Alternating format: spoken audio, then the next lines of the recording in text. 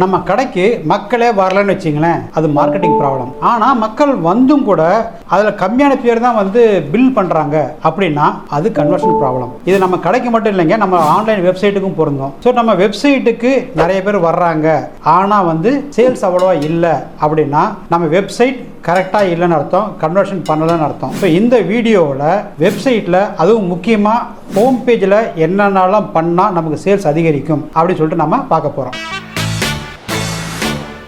பெரும்பாலான வெப்சைட்டில் என்ன ப்ராப்ளம் அப்படின்னு பார்த்தீங்க அப்படின்னா, ஒரு விசிட்டர் உள்ளே வந்தாங்கன்னா அவங்க என்ன பிஸ்னஸ் பண்ணுறாங்க அப்படின்னு புரிஞ்சிக்க முடியாது தான்.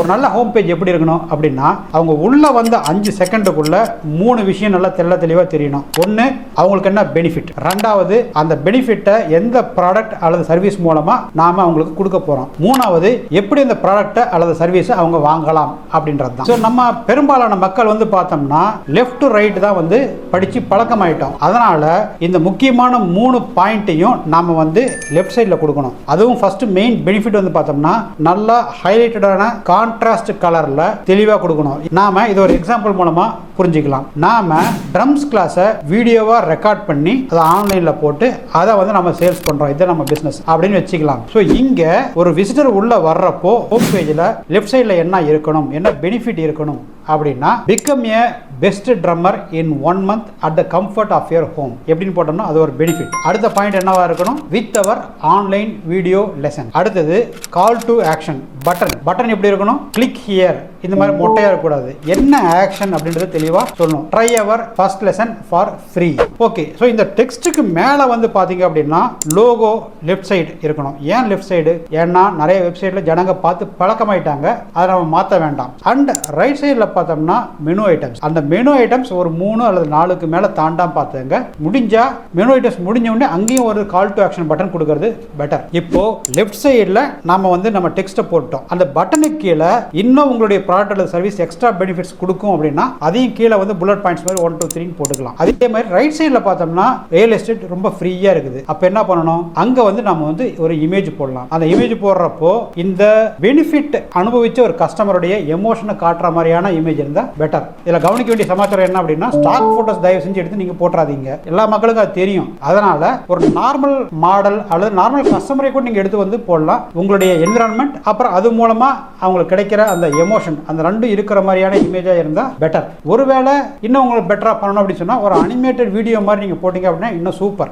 இப்போ இந்த டோட்டல் கண்டென்ட், இந்த logo, menu, call to action button, அதுக்கப்புறம் கீழே இருக்கிற நம்ம பெனிஃபிட், நம்ம ப்ராடக்ட் அல்லது சர்வீஸ், அதுக்கப்புறம் கால் to action and extra benefits and then video அல்லது இமேஜ், இதெல்லாம் வந்து ஒரே ஸ்கிரீனுக்குள்ள மானிட்டருக்குள்ள வந்துடணும். இதை தான் வந்து அபவ் த ஃபோல்டுன்னு சொல்லுவாங்க. ஸோ அதுக்கு கீழே பார்க்கணும்னா அவங்க ஸ்க்ரோல் பண்ணா மட்டும் தான் தெரியும். ஸ்க்ரோல் பண்ணாமே தெரியக்கூடிய ஸ்கிரீன் ஏரியா தான் above the fold. இப்போ நம்ம வெப்சைட்ல கீழே நிறைய கண்டென்ட் கொடுக்க போறோம். அப்படி கொடுக்கல அப்படின்னா என்ன ஆகும்னா, நம்ம விசிட்டருக்கு நம்ம 2 சாய்ஸ் தான் கொடுக்குறோம். ஒன்று, கிளிக் பண்ணி நம்ம பொருளை அல்லது சர்வீஸை வாங்கிக்கோ, அல்லது வெளியே போயிரு. இந்த 2 ஆப்ஷன் தான். அவனுக்கு இன்னும் 1008 கேள்விகள் மனசுக்குள்ள இருக்கும். ஓகே, இதை பத்தி மேலே என்ன தெரிஞ்சுக்கிட்டு நம்ம வாங்கலாம் அப்படின்ற மாதிரி. அப்போ ஸ்க்ரோல் பண்ணுன்றதே அவங்களுக்கு தெரியாத மாதிரி இருக்கக்கூடாது. அதனால to know more about the classes click here அப்படின்னு ஒரு பட்டன் கொடுக்கலாம், அல்லது ஒரு டவுன் ஏரோ ஒரு அனிமேஷனோட கொடுக்கலாம், அவங்க கவனத்தை வந்து ஈர்க்கிற மாதிரி. அப்போ அவங்க ஆட்டோமேட்டிக் ஸ்க்ரோல் பண்ற மாதிரி வரும். அடுத்த செக்ஷன் வந்து பாத்தீங்க அப்படின்னா ப்ராப்ளம் சொல்யூஷன் செக்ஷன்.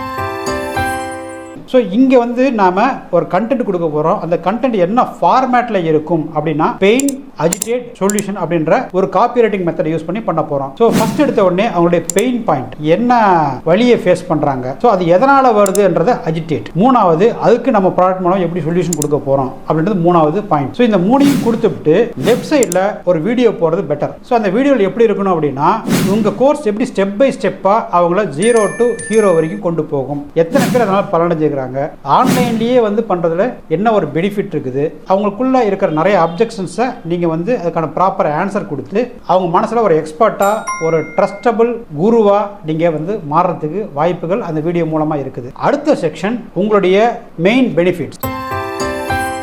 ஸோ உங்ககிட்ட ஏன் அந்த சர்வீஸ் அல்லது ப்ராடக்ட் வாங்கணும் அப்படின்றதுக்கான யூனிக் செல்லிங் ப்ரொபோஷன், நீங்க ஏன் எதுல யூனிக் அப்படின்றத நீங்க வந்து 3 பெனிஃபிட்ஸா வந்து கொடுக்கலாம். ஸோ மேல பெனிஃபிட்ஸும் அதுக்கு கீழே வந்து உங்களுடைய என்ன ஃபீச்சர்னால அந்த பெனிஃபிட் கிடைக்குது அப்படின்ற அந்த லாஜிக்கும் ரெண்டுமே வந்து அதில் இருக்கிற மாதிரி பார்த்துக்கிறது முக்கியம். ஸோ இதில் வந்து நீங்க நார்மலா லோகோஸ் அல்லது இமேஜஸ் வந்து பார்த்தோம் அப்படின்னா டாப்ல போட்டு கீழே பெனிஃபிட் கொடுப்பாங்க. அல்லது நீங்க கொஞ்சம் வித்தியாசமா இருக்கணும்னு தோணுச்சு அப்படின்னா சைட்ல வந்து இமேஜ் போட்டு பக்கத்தில் வந்து பெனிஃபிட் கொடுத்துட்டு கீழே வந்து என்ன ஃபீச்சர்னால அந்த பெனிஃபிட் கிடைச்சது அப்படின்னு நீங்க போட்டுக்கலாம். இந்த 3 பெனிஃபிட்ஸ் தாண்டி இன்னும் நிறைய பெனிஃபிட்ஸ் உங்களுடைய ப்ராடக்ட் அல்லது சர்வீஸ் மூலமா கிடைக்கும்னா வேற ஃபார்மேட்லயே கொடுக்கலாம். லெஃப்ட் சைடில் நீங்க வந்து ஃபர்ஸ்ட் பெனிஃபிட் ஹைலைட் பண்ணிட்டு அது கீழே புல்லட் பாயிண்ட்ஸா வந்து என்னென்ன ஃபீச்சர்னால வந்து அந்த பெனிஃபிட் கிடைக்குது அப்படின்றத வந்து நீங்க கொடுக்கலாம். சில முக்கியமான டேர்ம்ஸை வந்து போல்டில் வந்து கொடுக்கலாம். அப்போ என்ன ஆகும்னா வந்து சில பேர் வந்து ஃபுல்லா படிக்க மாட்டாங்க, மேலோட்டமா படிப்பாங்க. அவங்களுக்கு வந்து இந்த போல்டு பாயிண்ட்ஸ் மட்டுமே ஈஸியா படிச்சுக்கிட்டு பெனிஃபிட்ஸ் ஈஸியா புரிஞ்சுக்குவாங்க. அதுக்கு சப்போர்ட்டிங்கா இமேஜஸ் ரைட் சைடில் வைக்கிறது ரொம்ப ரொம்ப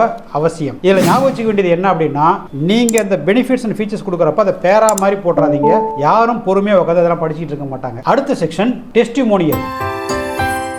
ஸோ சோஷியல் ப்ரூஃப், உங்கள் ப்ராடக்ட்டை வந்து எவ்வளோ பேர் வாங்கியிருக்கிறாங்க, என்ன யூஸ் ஆச்சு, எவ்வளோ பேர் பலனடைஞ்சாங்க, அதெல்லாம் நம்ம காட்டினோம்னா வர்ற விசிட்டர்ஸுக்கு நம்ம மேலே இன்னும் நம்பிக்கை அதிகமாகும். ஸோ அதுக்கு என்ன பண்ணுறோம், குறைஞ்சபட்சம் 3 டெஸ்டிமோனியலை நம்ம இங்கே ஸ்க்ரீனில் அட் எ டைம் காட்டணும். இந்த டெஸ்டிமோனியல்ஸ் எப்படி இருக்கணும் அப்படின்னா ஃபர்ஸ்ட் டெஸ்டிமோனியல் ஒரு அப்ஜெக்ஷனை உடைக்கிறதா இருக்கணும். ரெண்டாவது அதனால அவங்களுக்கு என்ன பெனிஃபிட் கிடைச்சது அப்படின்ற மாதிரி இருக்கணும். மூணாவது அவங்களுக்கு என்ன ரிசல்ட் கிடைச்சது அப்படின்றதா இருக்கணும். இதுக்கு மேலே டெஸ்டிமோனியல்ஸ் இருந்துச்சுன்னா நீங்கள் வந்து ஸ்க்ரோல் பார்ஸ் வச்சுங்க.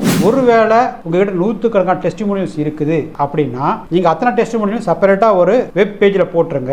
அதுக்கான லிங்க் வந்து நீங்க இங்க கொடுக்கலாம். இன்னும் 100 டெஸ்டிமோனியல்ஸ் இருக்குது, நீங்க அதை பார்க்க விரும்புனீங்க அப்படின்னா இந்த பட்டன் கிளிக் பண்ணுங்க அப்படின்னு சொல்லிட்டு ஒரு பட்டன் கொடுத்துட்டீங்கன்னா அதை கிளிக் பண்ணோம்னா ஃபோக்கஸ் வந்து அந்த புது பேஜுக்கு போயிடும், டெஸ்டிமோனியல் பேஜுக்கு போயிடும். அவங்க அதை பார்த்து படிச்சுக்குவாங்க. அதே மாதிரி சோஷியல் ப்ரூஃப், கூகுள் மாதிரியான review site, Google Trustpilot, இந்த மாதிரி நிறைய ரிவ்யூ சைட்ஸ் இருக்குது. அதில் உங்க கஸ்டமர்ஸ் ரிவ்யூ கொடுத்திருந்தாங்கன்னா அதை இங்க ஹைலைட் பண்ண வேண்டியது ரொம்ப ரொம்ப அவசியம். ஸோ சோஷியல் மீடியா ப்ரூஃபுக்கு கூகுள் ட்ரஸ்ட் பைலட் இந்த மாதிரியான சைட்ஸ்ல உங்களுக்கு ரிவ்யூஸ் கிடைச்சிருந்துச்சு அப்படின்னா நீங்க அதை வந்து இங்க ஷோகேஸ் பண்ண வேண்டியது ரொம்ப ரொம்ப முக்கியம். இதுல கவனிக்க வேண்டிய முக்கியமான பாயிண்ட் என்ன அப்படின்னா அந்த சோஷியல் மீடியாவுடைய அல்லது ரிவ்யூ சைட்டுடைய லோகோவை கண்டிப்பா போடணும். அது ஜனங்களுக்கு நம்ம மேல ட்ரஸ்ட்டை வந்து இன்னும் அதிகரிக்கும். ஸோ பொதுவாக வந்து ஒருத்தர் வாங்குறாரு அப்படின்னா அது எமோஷன்ல தான் வாங்குறாரு. என்ன மாதிரியான எமோஷன்ஸ், இந்த காரை வாங்கினா எனக்கு ரொம்ப பெருமை, ஜனங்களாம் என்ன பெருமையா பார்ப்பாங்க. இந்த பொருள் ரொம்ப சீப்பா விற்குது, எல்லாரும் வாங்கிட்டாங்க, நான் வாங்காம விட்டோம்னா சீக்கிரம் வித்துரும், fear of missing out. So ஏதோ ஒரு எமோஷன்ல தான் வந்து ஜனங்க வாங்குறாங்க. இங்கேயும் வந்து பார்த்தோம் அப்படின்னா நீங்க வந்து வீட்டில் இருந்த வாக்கிலேயே வந்து ஃப்ரீ ஆன் டைம்ல வந்து நீங்க ட்ரம்ஸ் கத்துக்கலாம் அப்படின்னு சொல்றதுனால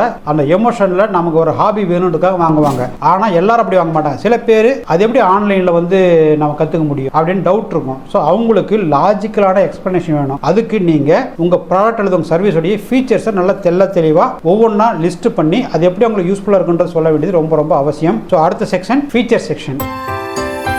இந்த ஃபீச்சர் செக்ஷன் மூலமா உங்க பையருக்கு வாங்குற எமோஷனையும் தூண்டி விட்டு அதுக்கான லாஜிக்கையும் வந்து நீங்க கொடுக்கறதுனால தயக்கம் இல்லாம உங்க ப்ராடக்ட்டை வாங்குறதுக்கான சாத்தியக்கூறுகள் ரொம்பவும் அதிகரிக்கும். அதுக்கு அடுத்தது frequently asked questions.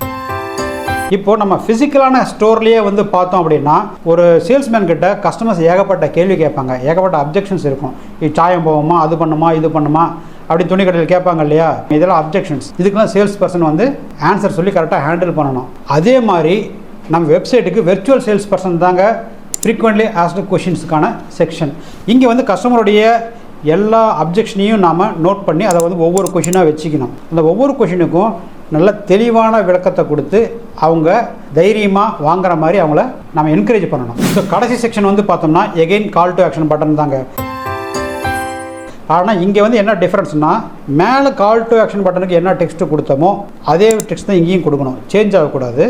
ஆனால் அந்த பட்டனுக்கு மேலே இன்னும் கொஞ்சம் அவங்கள வந்து தூண்டுற மாதிரியான ஒரு டெக்ஸ்ட்டை வந்து நல்லா கொடுக்கணும். இது ரொம்ப ரொம்ப அவசியம். அடுத்தது ஃபூட்டர் வந்துட்டாங்க அப்படின்னா இங்கே நம்ம சேல்ஸ்லாம் பண்ண போகிறதில்ல. அதனால் மெயினாக ஃபூட்டர் என்ன பண்ணணும் அப்படின்னா நேவிகேஷன் லிங்க்ஸ், நம்ம வெப்சைட்டுடைய வெவ்வேறு இடத்துக்கு போகிறதுக்கான நேவிகேஷன் லிங்க்ஸ் கொடுத்துடணும். அதே மாதிரி லோகோ கொடுக்கலாம். லோகோ கொடுத்தா அங்கே கிளிக் பண்ணுறப்போ ஹோம் பேஜுக்கு போகும். அதே மாதிரி நம்முடைய ஃபேஸ்புக்கு, யூடியூப் இந்த மாதிரியான சோஷியல் மீடியாக்கான லிங்க்ஸையும் அல்லது ஐகான்ஸையும் நம்ம கொடுத்து அந்த கிளிக் பண்ணோம்னா அந்த சோஷியல் மீடியாவுக்கு போகிற மாதிரி பண்ணலாம். ஸோ ஒவ்வொன்றையும் நம்ம கவனிச்சு பண்ணணும். நம்ம ஹோம் பேஜ்ல இதை பண்ணாவே நமக்கு வந்து கஸ்டமர்ஸ் ஆட்டோமேட்டிக்கா இன்க்ரீஸ் ஆவாங்க, சேல்ஸும் வந்து அதிகமாகும். அதே மாதிரி ஒரு தடவை நம்ம வந்து இந்த ஹோம் பேஜ் டிசைன் பண்ணிட்டோம்னா அதோட நம்ம வேலை முடிஞ்சிருச்சு அப்படின்னு இருக்கக்கூடாது. இந்த டிசைன்ல ஒரு 50 சேல்ஸ் நமக்கு நடக்குது அப்படின்னா நம்ம லைட்டா கொஞ்சம் சேஞ்ச் பண்ணி பார்க்கணும். அது மூலமா நமக்கு வந்து 80 கஸ்டமர்ஸ் கிடைக்கிறதுக்கு வாய்ப்புகள் இருக்கலாம், அல்லது குறையவும் செய்யலாம். ஸோ இதை வந்து ஏபி டெஸ்ட்னு சொல்லுவாங்க. ஸோ நம்ம வெவ்வேறு சேஞ்சஸ் வந்து நம்ம சைட்ல பண்ணிக்கிட்டே இருந்தால் தான் வந்து நம்ம எது வந்து கஸ்டமர்ஸை வந்து அட்ராக்ட் பண்ணுதுன்னு சொல்லிட்டு நம்ம கரெக்டாக கண்டுபிடிக்க முடியும். கண்டுபிடிச்சு அதை வந்து மேற்கொண்டு திருப்பி